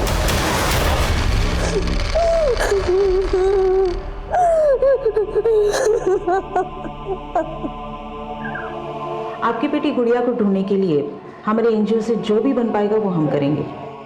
आपने बताया कि आप पुलिस स्टेशन भी गए थे। आपके पास एफआईआर की कॉपी है? एफआईआर तो उस दरोगा ने लिखी नहीं मैडम, उल्टा गुड़िया के बारे में अनाप शनाप बातें कर। आपकी बेटी जवान है, किसी के साथ अफेयर होगा उसका, भाग गई होगी। ये कैसी बातें कर रहे हैं साहब आप? वकील साहब गायब किए हमारी बेटी को। आपको पता है आप किस पे आरोप लगा रहे? इस शहर के सबसे बड़े लॉयर है वो।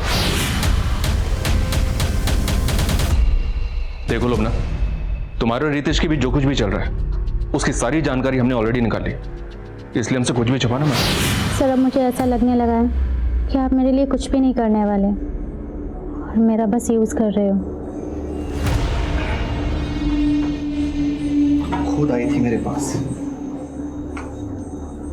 मैंने कोई बोला नहीं था तुम्हें मुंह लगाना ही नहीं चाहिए था मुझे। सर, आप मुझे गलत समझ रहे हैं, मेरा वो मतलब नहीं था। अब आप प्लीज़ गुस्सा मत करिए। सर, मैं इस चैनल में एक अच्छी पोस्ट पाना चाहती थी सुजाता मैम की जगह लेने का मेरा कोई इरादा नहीं था और ना ही रितेश सर मुझे वो जगह देने वाले थे। तो मतलब ना प्यार मिला ना पोस्ट, तो सोचा रितेश की बीवी को मरवा कर उसकी जड़ें हिला दूं। सर उनकी जड़ें बहुत मजबूत हैं, उसे मैं क्या कोई भी नहीं हिला सकता। देखिए ऑफिसर, आप बार बार भूल रहे हैं कि मैं क्या चीज। यही तो जानना है कि आप क्या चीज है। इतना कॉन्फिडेंस, लेकिन मेरी पर्सनल लाइफ में घुसने की कोशिश मत करना। घुसना तो पड़ेगा क्योंकि कत्ल का मकसद आपकी पर्सनल लाइफ में ही है। अच्छा, अगर आपके अफेयर के बारे में आपकी बीवी को पता चल जाता तो? उसे पहले से सब कुछ पता था।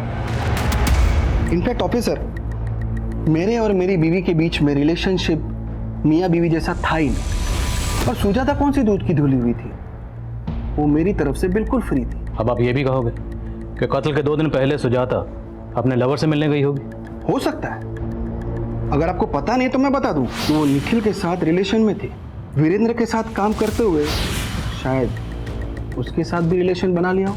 इस निखिल और वीरेंद्र को तो हम देख लेंगे, लेकिन अगर आपका अपनी बीवी सुजाता के कत्ल से कोई भी ताल्लुक हुआ तो बख्शेंगे नहीं। एक न्यूज एंकर और एक जर्नलिस्ट के तौर पर रितेश एक प्रतिष्ठित हस्ती था, लेकिन जो लोग समाज में जागरूकता फैलाने का काम करते हैं, कई बार उनकी असलियत विपरीत भी होती है। रितेश की निजी जिंदगी की हकीकत उसे अपनी पत्नी सुजाता के मर्डर का प्राइम सस्पेक्ट बना रही थी, लेकिन पॉलिटिशियन वीरेंद्र सिंह और सुजाता के साथ सुजाता के न्यूज पोर्टल में काम करने वाला निखिल भी पुलिस की रडार में थे।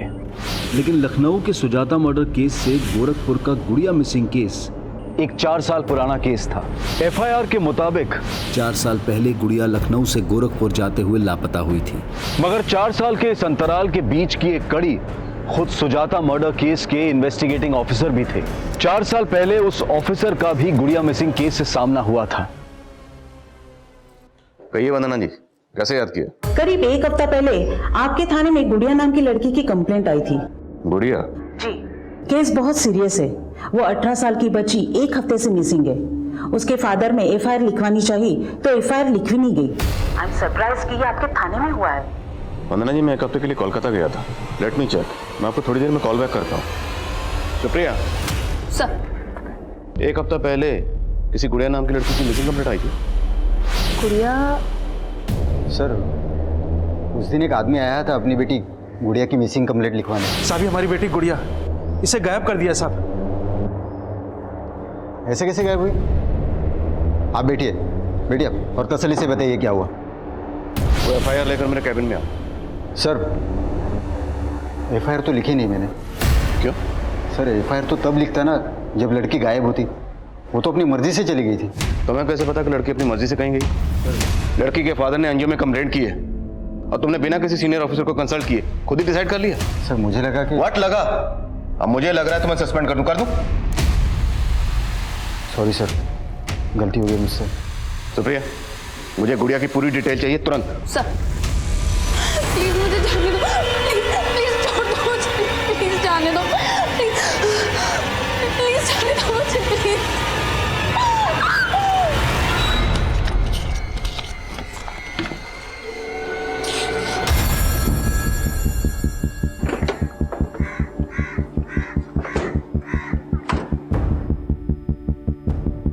सर, हम तो खुद गुड़िया के लिए परेशान थे, उसकी मिसिंग कंप्लेंट लिखवाना चाहते थे और उसके फादर ने तो उल्टा हम ही पे एलिगेशन लगा दिया। लेकिन अगर गुड़िया के फादर ने कुछ किया होता तो एनजीओ क्यों जाता? सर, मैं आपको बता रहा हूं, पक्का उसके बाप ने ही उसे कहीं छुपा कर रखा है और अब हमें फंसाकर हमसे पैसा ऐंठना चाह रहा है। एक नंबर का लालची आदमी है सर, वो पैसे के लिए कुछ भी कर सकता है। इवन वो गुड़िया उससे खुद तंग थी। इस बार जब वो आई तो उसने अपनी तकलीफ हमसे शेयर भी की। साहब, इस बार जब हम गांव गए तो हमारे पापा हमारी शादी की जिद पकड़ ली। वो हमारा शादी एक अपंग आदमी से करवाना चाहते हैं। और इस बारे में तुम्हारी माँ का क्या कहना है? साहब, वो भी इस बात का विरोध कर रही, लेकिन पापा किसी की नहीं सुनते। और जब इस बारे में मैंने ब्रजेश से बात करनी चाहिए तो वो उल्टा मुझसे पैसे मांगने लगा गुड़िया की शादी करवाने की। साहब, 1 साल से वो आप लोगों की सेवा कर रही है, उसकी शादी में कम से कम 1 लाख की तो मदद करनी चाहिए आपको साहब। अरे कैसे बाप हो तुम? अपनी बेटी की शादी उसकी मर्जी के खिलाफ एक अपंग आदमी से कर रहे हो। साहब, एक बात बोले, अगर आप बुरा ना माने तो ये हमारे घर का मामला है और आप दखल मत दीजिए। सर मैं तभी समझ गया था कि उस आदमी को समझाना नामुमकिन है, और ये बात तो वो कभी बर्दाश्त नहीं करता कि उसकी लड़की उसकी मर्जी के खिलाफ किसी दूसरे लड़के से शादी करे। तो दूसरा लड़का कौन? उसके गांव में कोई लड़का था जिसे वो पसंद करती थी। लेकिन वो लड़का कौन है? इसके बारे में तो गुड़िया ने हमें ज्यादा नहीं बताया, पर कल उसका बाप कोई बखेड़ा खड़ा ना करे इसके लिए मेरे कहने पर गुड़िया ने एक वीडियो रिकॉर्ड किया। हम गुड़िया, हम कुछ रोज पहले ही 18 सालों के हुए, अब हम बालिग हैं, हम वोट भी डाल सकते हैं और अपना जीवन साथी भी खुद ही चुन सकते हैं। लेकिन ये वीडियो रिकॉर्ड करके आप क्या करना चाहते थे? सर अगर ब्रिजेश गुड़िया पर दबाव डालकर उसकी शादी कहीं और करता तो एक्शन लेने के लिए कोई प्रूफ तो चाहिए था ना। लेकिन अगर आपको गुड़िया के फादर के इंटेंशन पर शक था तो आपने गुड़िया को गांव जाने ही क्यों दिया? सर एक्चुअली गुड़िया अपनी माँ और भाई से मिलना चाहती थी, और वो ब्रिजेश, वो तो सर मुझे फेस भी करना नहीं चाहता था, इसलिए इस बार उसको लेने भी नहीं आया। मुझे बोला कि मैं गुड़िया को बस में चढ़ा दूं। सर अगर आप चाहें तो मेरे दोस्त रतन से कंफर्म कर सकते हैं, वो भी मेरे साथ आया था गुड़िया को बस स्टैंड तक छोड़ने। जी हाँ सर, मैं और अशोक हम दोनों साथ में उस लड़की को बस में चढ़ाने गए थे। तो अशोक के घर अक्सर आते जाते हो या उस दिन खास इसी काम की वजह से गए थे? नहीं सर, दोस्त हैं हम दोनों, एक दूसरे के यहाँ आते जाते रहते हैं। उस दिन जब मैं अशोक के घर गया तो वो गुड़िया को लेके बस में बैठाने जा रहा था। ऐसे में हम अकेले वहाँ क्या करते, इसलिए हम भी उसके साथ चले गए। हाँ साहब, वो वकील साहब खुद आए थे और इस लड़की को बस में चढ़ा के चले गए। तुझे कैसे पता वो वकील पहले से जानता था? नहीं साहब, वो उस दिन अपना कार्ड दिए थे हमें। सुनिए मेरा कार्ड है, इस पर मेरा नंबर लिखा है, अगर लड़की को कोई भी परेशानी हो तो मुझे कॉल कर। साहब हमको तो लगा कि वो अपना कार्ड देके हमको धौस दिखा रहा था कि उस लड़की को कुछ होना नहीं चाहिए। अब तो हमें सफाई दे रहा है कि वकील की डर की वजह से तूने बच्ची के साथ कुछ नहीं किया। आप गलत समझ रहे हो साहब, हमने तो उस लड़की को अगले दिन सुबह 7 बजे गोरखपुर के बस अड्डे पे छोड़ दिया था। वहाँ पे इस आदमी को देखा था? नहीं सर। सर वो गुड़िया का बाप बोल रहा था कि वो सुबह 5 बजे से बस स्टॉप पर खड़ा था। मालिक गुड़िया कहाँ है? मैंने गोरखपुर पुलिस से भी कोऑर्डिनेट किया, पर वहाँ कोई भी सीसीटीवी नहीं है। कंडक्टर की बातों का भरोसा मत करो, खुद तहकीकात करो। वो लड़का कौन है जिसे गुड़िया प्यार करती है? सर गुड़िया मोबाइल नहीं रखती थी, लेकिन अगर उसका अफेयर था तो भी इसके बाप का मोटिव बड़ा स्ट्रांग है। हाँ सर, ये सच है कि गुड़िया के पापा ने गुड़िया का रिश्ता एक अपाहिज लड़के से तय कर दिया था। सब गुड़िया इस रिश्ते से बिल्कुल खुश नहीं थी। गुड़िया किसी और लड़के से प्यार करती थी, वो लड़का कौन है? कोई और लड़का नहीं साहब, ऐसा कुछ नहीं था। तो फिर आपकी गुड़िया ऐसा क्यों बोल रही है? हम एक लड़के से प्यार करते हैं। लेकिन गुड़िया ने हमें कभी नहीं बताया कि वो किसी और लड़के को पसंद करती है। साहब हमको थोड़े मालूम था गुड़िया किसी के साथ चक्कर था। हमको पहले मालूम होता तुम उसके बाप को शगुन के पैसे नहीं देते। शगुन? कैसा शगुन? शादी के नाम पर अपनी बेटी का सौदा कर रहा था तुम? नहीं साहब। जतिन ने सब बता दिया। तेरी बेटी से शादी करने के बदले में वो तुझे 1 लाख रुपए दे रहा, 25,000 एडवांस भी दे चुका था। शगुन, गुड़िया शादी के लिए राजी नहीं हुई तो उसे गायब करवा दिया। नहीं साहब, वो वकील गायब किया हमारी गुड़िया को। तो तेरी बेटी गुड़िया तेरे खिलाफ क्यों बोल रही है? हम एक लड़के से प्यार करते हैं, पर हमारे पापा जबरदस्ती हमारा शादी एक अपंग आदमी से कर रहे हैं। साहब ये सब कुछ फर्जी है। तू तो सच्चा है ना, तो बोल गुड़िया कहाँ है? हम नहीं पता सर। पता लगाओ जरा। गुड़िया कहाँ गायब थी ये पहेली अब भी बरकरार थी, और पुलिस को वो लड़का भी नहीं मिल रहा था जिससे गुड़िया का अफेयर था। लेकिन 4 साल बाद सुजाता की जिंदगी में रितेश के अलावा भी कोई था। मैं कुछ नहीं छुपा रहा हूँ सर, मैं सच कह रहा हूँ। मेरा सुजाता के साथ सिर्फ प्रोफेशनल रिलेशन था, इसके अलावा मेरी उससे कोई और बात नहीं होती थी। सुजाता ये देखो ना, ये लोगो कैसा लग रहा है? लोगो अच्छा लग रहा है, पर आई फील पोर्टल ना लोगों से फेमस नहीं होता। हमें लॉन्च के लिए कुछ ऐसा मसाला तैयार करना चाहिए ना जो धमाल मचा दे। ये धमाल वमाल सब रितेश को सूट करता है, तुम तो रियलिज्म में बिलीव करती हो ना? करती थी, अब नहीं। मिलाए क्या है मुझे रियलिज्म से? कब से हूं मैं जर्नलिज्म में? And where am I? Ritesh ने कितना पीछे छोड़ दिया है मुझे। You know what, I want to work on my unique project. Ritesh ना मुझे अपने पैरों की जूती समझता है और मुझे उसके पैरों तले से जमीन खिसका दे रही है। सुजाता, इट्स ओके यार। All the details tomorrow. Carry on. मैं तो वैसे भी ऊपर जा रहा था। What carry on? क्या बकवास क्या कर रहे हो तुम? एक्सप्लेनेशन देने की कोई जरूरत नहीं हो जाता। सर वो रितेश सबको अपने जैसा समझता है। मैंने आपको पहले बताया नहीं, लेकिन अब आपको बता रहा हूँ। सिर्फ उसकी वजह से ही मैंने सुजाता के साथ काम करना बंद किया, क्योंकि मुझे लगता था कि वो सुजाता का गुस्सा मेरे ऊपर निकालेगा। तुमने बताया कि सुजाता अपने पोर्टल की लॉन्चिंग से ही धमाल मचाने वाली थी। ऐसा क्या हाथ लगा था उसके? I am so excited to meet you this time, क्योंकि इस बार मैं फुली प्रिपेयर्ड हूँ। तुम्हें पता है मुझे वो भी मिल गया है जिसकी मुझे तलाश थी। सर उसके बाद उसका मर्डर हो गया। तो ये सब तुमने हमें पहले क्यों नहीं बताया? सर मैं डर गया था सर मुझे लगा कि वो रितेश इस मर्डर केस में मुझे फंसाने की कोशिश जरूर करेगा। ये निखिल वाकई डरा हुआ है, स्मार्ट बन रहा है। हो सकता है ये भी सुजाता के साथ इलाहाबाद में। लेकिन सर उस दौरान निखिल की फ़ोन लोकेशन इलाहाबाद की नहीं थी, और सर इलाहाबाद से एक इन्फॉर्मेशन मिली है कि सुजाता इलाहाबाद के किसी न्यू शांतनु होटल में ठहरी हुई थी। मनीष, तुम खुद इलाहाबाद जाओ और पता करो कि सुजाता वहाँ किस किससे मिली। निखिल के मुताबिक वो किसी न्यूज़ को लेकर एक्साइटेड थी। अगर ऐसा है तो उसके फ़ोन या लैपटॉप से कोई ना कोई लीड मिल सकती है।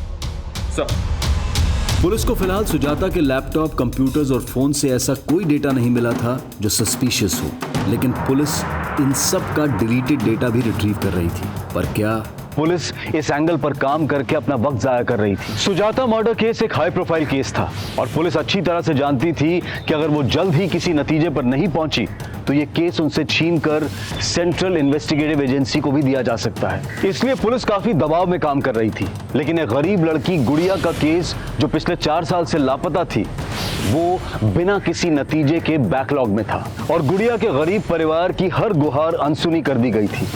पर ऐसे कई रहस्य थे जो उजागर ही नहीं हुए थे और ऐसे कई किरदार थे जो इस रहस्य को एक नया मकाम देने वाले थे। बाकी क्या हुआ? सब ठीक तो है? बाबा पेट में दर्द हो रहा है। अरे सुबह से कुछ नहीं खाया है तूने। जा हाथ मुंह धोआ, हम खाने का बंदोबस्त करते हैं। हाँ शर्मा। सर सुजाता ये इलाहाबाद के होटल में अकेली ठहरी हुई थी। बस इतना पता चला कि उसने होटल के थ्रू कैब हायर की थी और पूरा दिन इलाहाबाद में इसी कैब में ट्रैवल कर रही थी। कैब के ड्राइवर का पता लगा लिया मैंने। हाँ साहब, सुजाता मैडम जब तक उस होटल में रुकी हमारी ही टैक्सी से सफर की। तुमने सुजाता को आखिरी बार कब और किसके साथ देखा था? साहब आखिरी बार तो उनको हमने तब देखा था जब हम उनको उनके लखनऊ वाले घर पे छोड़ने गए थे। तब साहब वो अकेली थी। 2 दिन तक इलाहाबाद में तुम सुजाता को कहाँ लेकर गए? सबकी डिटेल चाहिए हमें। सर सुजाता ने इलाहाबाद में जिन जगहों पर ट्रैवल किया था वहां से ये पता नहीं चल रहा है कि सुजाता की ये विजिट काम की विजिट थी या पर्सनल विजिट थी। लेकिन सर इन 2 जगहों में 2 जगह ध्यान खींचने वाली हैं। कौन सी 2 जगह? एक है इलाहाबाद का मुंडेरी गांव। यहाँ पे कुछ दिन पहले एक बच्ची का मर्डर भी हुआ था सर। इमरान ने बताया कि उसने सुजाता को यहाँ पे एक बच्ची से मिलते हुए भी देखा था। और दूसरी जगह कौन सी है? सर सुजाता ने एक लोकल लीडर मुन्ना भैया के घर भी विजिट किया था। मुंडेरी गांव की बच्ची और लीडर मुन्ना भैया का घर। सुजाता सर किसकी बात कर रहे हैं? मैं नहीं जानता। ये अच्छा हाँ, ये लड़की तो अभी कुछ दिन पहले आई थी हमारे पास। इसका कुछ न्यूज़ पोर्टल लॉन्च कर रही थी, तो उसके सिलसिले में वीडियो बाइट चाहिए थी हमारी उसको। हमने सुना है कि वीरेंद्र कक्कड़ के न्यूज़ चैनल को जो पार्टी फंडिंग कर रही है उसको आप सपोर्ट कर रहे हैं, और वीरेंद्र कक्कड़ सुजाता मर्डर केस का सस्पेक्ट है। तो कहीं आपके और वीरेंद्र के बीच में कुछ? सर कैसी बात कर रहे हैं? देखिए सर, हमें निर्दलीय, कल किसी और पार्टी की सरकार आ जाएगी, हम उसके साथ चले जाएंगे, उसको सपोर्ट कर देंगे। अब इस वीरेंद्र कक्कड़ से हमारा कोई मतलब नहीं है। नहीं साहब, हम नहीं जानते इनको। ये औरत एक पत्रकार थी, लखनऊ में रहती थी, न्यूज एंकर रितेश शर्मा की वाइफ। सोचिए शायद कुछ याद आ जाए। रितेश शर्मा सुने तो है साहब। हाँ साहब, एक बार हमारी बेटी ना रितेश शर्मा के बारे में बात तो कर रही थी। बाबा बाबा आप जानते हो रितेश शर्मा कौन है? नहीं तो। और ये सब तो काहे पूछ रही है? बाबा हम सुने कि वो टीवी में आते हैं, वो हमारे गांव में आने वाले हैं, वो हम सबका जिंदगी बदल देंगे, फिर हमारे पेट में भी दर्द नहीं होगा। कौन वो डॉक्टर है का वो? और कौन बोला तुमको ये सब? एक तरफ मुन्ना भैया का वीरेंद्र कक्कड़ से कनेक्शन दिख रहा है और दूसरी तरफ ये रितेश की मुंदेर जाने की कहानी। इतना हिंट तो मिल रहा है सर कि सुजाता के मर्डर का इलाहाबाद से कोई ना कोई कनेक्शन जरूर है। सुजाता के कत्ल वाले दिन का उसके घर का एरिया का डम डाटा निकला, शायद कोई सस्पिशियस नंबर मिले। तब तक मैं इस रितेश शर्मा से मिलता हूँ। ये आप रोज रोज क्या फालतू के सवाल लेके आ जाते हैं? हाँ? मेरा मुंडेरी गांव में जाने का कोई प्लान नहीं था। और आपकी बीवी सुजाता वो मुंदेरी गांव गई थी और ये बच्ची, बाकी नाम है इसका, मुंडेरी गांव की रहने वाली और इसका कत्ल हुआ। आप ये फालतू के सवालों का जवाब देने के लिए मेरे पास टाइम। सर हमने इससे ये सब पूछ के कहीं ओवर रिएक्ट तो नहीं कर दिया? ओवर रिएक्ट तो रितेश कर रहा है, करने दो, कम से कम पता तो चले कि इसका इस केस से क्या ताल्लुक है। सर हेलो, हाँ ठीक है, हम पहुंच रहे हैं। ओके सर, सुजाता के लैपटॉप से डिलीटेड वीडियो का डेटा रिट्रीव हुआ।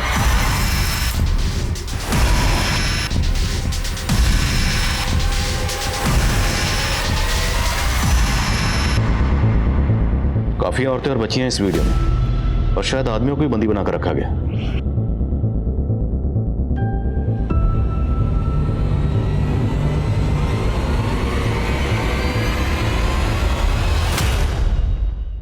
तो उसने स्टिंग ऑपरेशन किया होगा।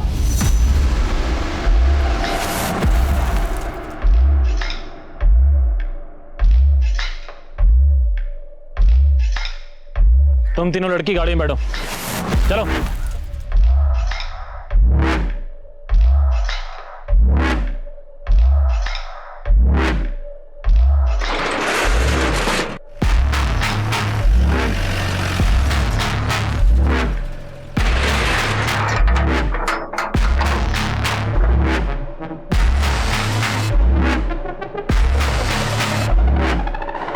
यहाँ पे कोई बड़े लेवल का क्राइम चल रहा है, ह्यूमन ट्रैफिकिंग या सेक्स एक्ट या कुछ और।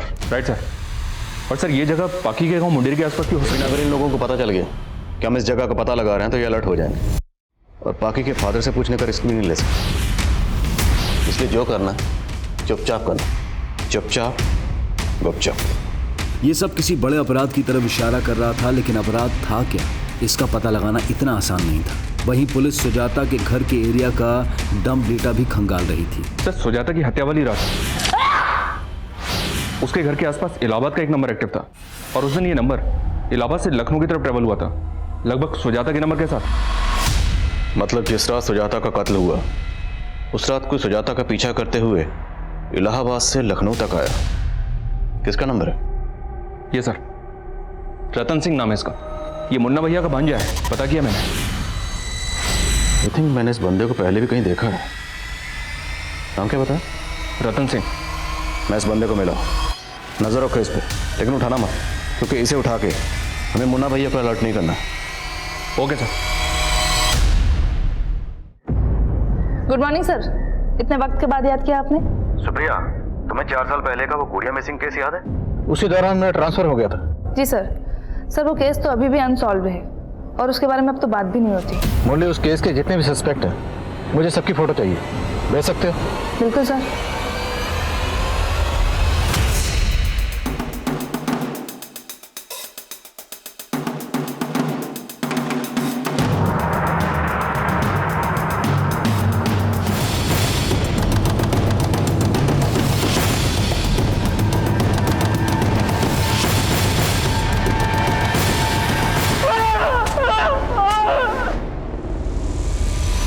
हमारी मुलाकात 4 साल पहले भी हो चुकी है। गुड़िया मिसिंग केस कुछ याद आया? लेकिन जब मैं अशोक के घर गया तो वो गुड़िया को लेके बस में बैठाने जा रहा था। ऐसे में हम अकेले वहाँ क्या करते, इसलिए हम भी उसके साथ चले गए। गुड़िया को कहाँ गायब किया?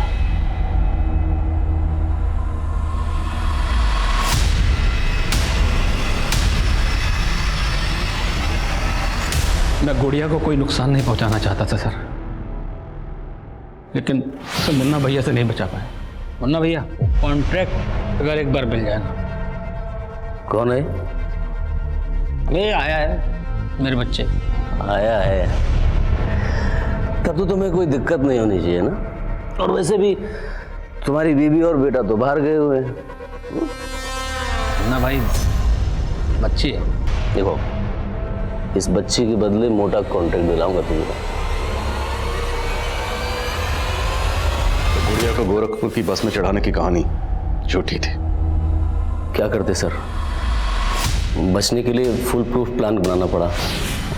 कंडक्टर वो भी हमारा ही आदमी। गुड़िया का वीडियो भी इसी प्लानिंग का हिस्सा था? नहीं सर, तब तो मैं जेन्युइनली गुड़िया की हेल्प करना चाहता था। और जर्नलिस्ट सुजाता शर्मा, उसे क्यों मारा? साहब, उसको क्रांतिकारी बनने का शौक चढ़ा था। हमको चकमा दे के सारा वीडियो निकाल ली थी। हिम्मत तो बहुत की, मगर एक गलती कर दी। मुन्ना भैया के बिल में खुद ही घुस गए। देख रहे हैं नेताजी क्या चल रहा है आपके एरिया में? समझ गया। अच्छा, अपने न्यूज़ पोर्टल के लिए फंडिंग चाहिए ना आपको? जितनी फंडिंग चाहिए मिल जाएगी। सोचती हूँ।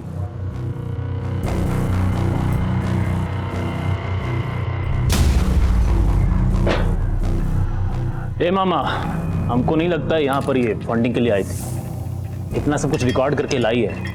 अभी जो आप बात किए ना, वो भी रिकॉर्ड कर ली होगी, ताकि आपको ऑन द फेस आरोपी दिखा सके। तो बड़ी चंट निकली रे। बोलिए तो यहीं पर मार के काट दे। काम करो, इसे इसके शहर में जाके मारो।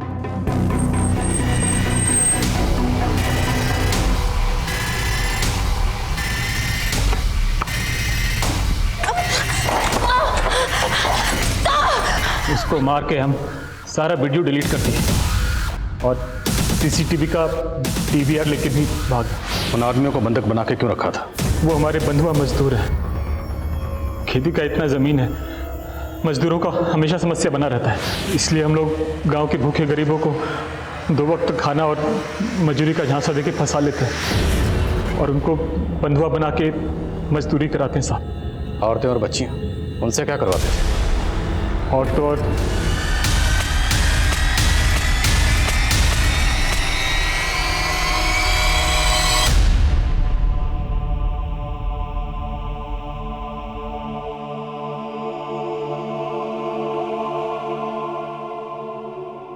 हम अक्सर सुनते हैं कि अदालतों से लेकर पुलिस की फाइलों में ऐसे कई केसेस हैं जो सालों तक किसी नतीजे पर नहीं पहुंचते। इसके पीछे की वजह जो भी हो, लेकिन अगर गुनहगार जल्द से जल्द सलाखों के पीछे ना पहुंचाए जाएं, तो वो और अपराध भी कर सकते हैं, जैसा कि इस केस में हुआ। अगर पुलिस 4 साल पहले ही गुड़िया के गुनहगारों तक पहुंच गई होती, लेकिन ये रैकेट तो इस पैमाने पर फैला हुआ था कि कई मासूम इन गुनहगारों का शिकार हो रहे थे। अब मैं अनूप सोनी आपसे विदा लेता हूं, फिर मुलाकात होगी क्राइम पेट्रोल सतर्क में एक और नए केस के साथ। तब तक अपना और अपने परिवार का ख्याल रखें, सतर्क रहें, सुरक्षित रहें और देखते रहें क्राइम पेट्रोल सतर्क।